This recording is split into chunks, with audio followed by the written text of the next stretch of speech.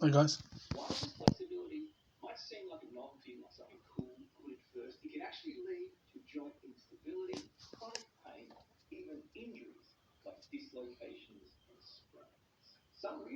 Hypermobility.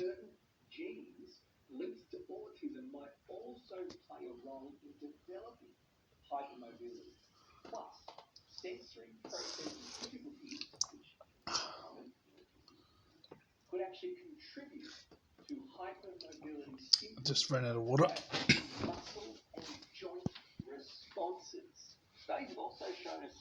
Go search up their channel. It's very good.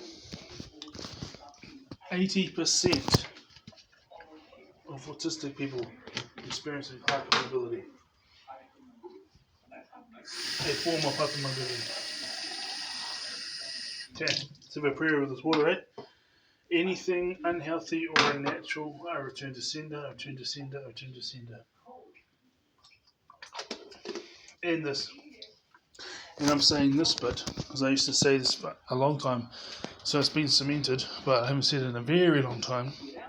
So to you guys, the sender is not the people who put chemicals and stuff in here. If there's chemicals in here that's not meant to be, or but it's the corporations that are doing it. If not, if there's nothing's not meant to be in there for our health, good. So yeah, I'm no drug addict. Since this guy was talking to me like he had suspicions that I had a criminal past or something, and I was asking about my stuff, and I was like, I don't have a criminal history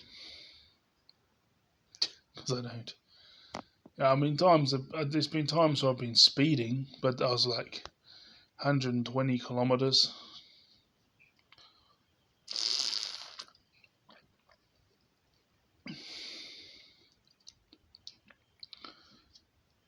Maybe like over a decade ago, younger.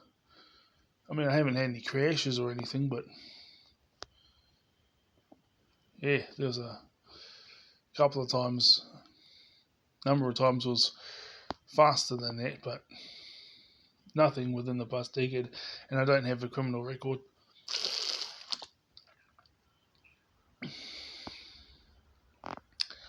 And when I did do it, it was like open, clear road for like the next at least 100 meters. Just clear, straight road with no cars coming.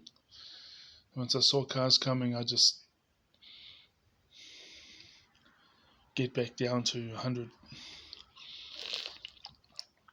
I was out on the countryside, in the countryside when heading back to Hawke's Bay from Taranaki, or from heading towards Taranaki from Hawke's Bay.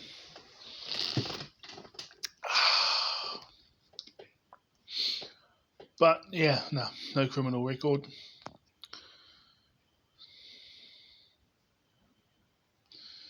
Yeah, so it's something that I have to deal with quite often, is people looking me sideways and all this type of thing. But at least this guy came up and spoke to me, and it was like he was asking me this stuff in like a about 5-minute conversation. Well, I didn't time it, so I'm guessing about 5 minutes, maybe a bit longer. But no, me just being myself, and having autism and ADHD, or just me being myself. People can draw up conclusions of what I am just because I'm different. A lot of people have asked me if I was on drugs, or a lot of people have assumed that I was on drugs and all this type of thing, but the reality is I've only had 4 cigarettes my whole entire life, and I've only had 2 tokes of marijuana. And I was like this when I hadn't had alcohol for a year as well. And I had 3 beers last night, but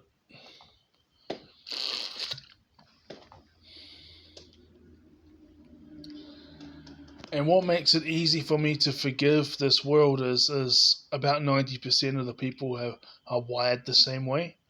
So they might take drugs and do alcohol, and then all of a sudden they're acting like me.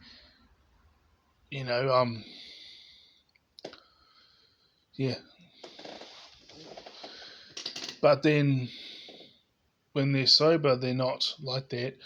But then when I drink, it affects me too. So, but people have told me in the past that that I mustn't have had any beers or anything because I was sober, and usually I was drunk, and I'll say to them, "What? I didn't know what they were talking about." But in recent years, I come to understand they thought I was drunk when I wasn't, and very rarely they'll say like, "Oh, haven't you had any today?" And I'm like, "What?" Like I might have had like one or two by then, or if I was younger, more. Now, when they bump up to me, if they see me drinking uptown, it's because I'm at the ADHD meeting, and it's just I'll be on my first beer, you know.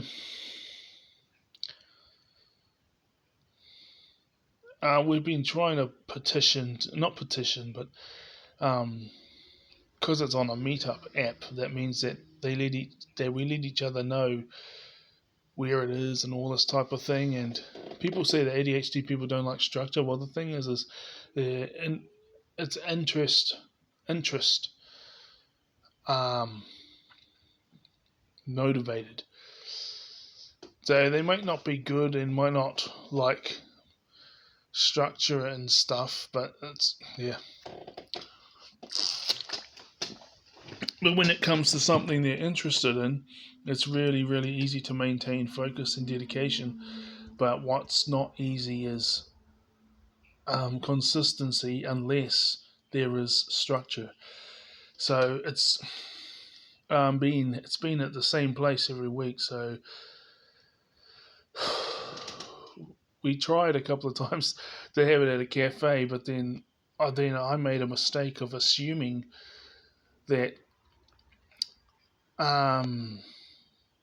other people would put it up on the because we message each other through the WhatsApp, right?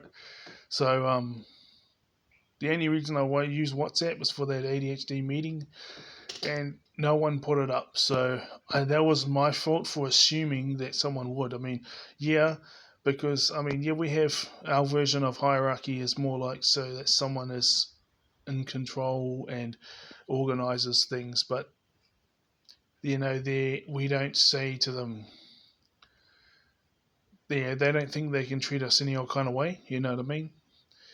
And we treat it as equals, but we also recognize and appreciate the fact that they organized the group or organized the meeting.